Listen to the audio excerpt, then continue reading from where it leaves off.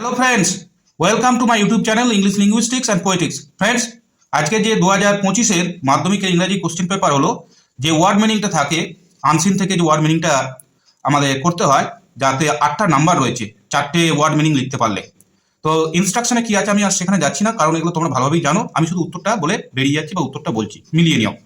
প্রথমে হচ্ছে 1 নম্বর রয়েছে the natural home or environment of an animal. একে বলা হয় হ্যাবিটেট, বাসস্থান। কোনো প্রাণীর নির্দিষ্ট যে বসবাসের জায়গা, এনভায়রনমেন্ট বা হোমকে ইংরেজিতে হ্যাবিটেট বলে।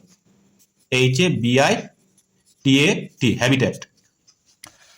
2 নম্বর ছিল to bring something back to life. একে রিভাইভ বলে, পুনর্জীবিত করা, রিভাইভ করা,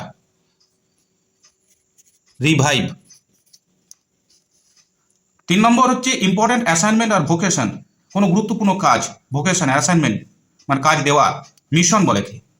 এটা ছিল অনসিনে মিশন, MISSION, মিশন। আর লাস্ট টার্গেট, টার্গেট মানে হচ্ছে লক্ষ্য, উদ্দেশ্য, অবজেক্টিভ।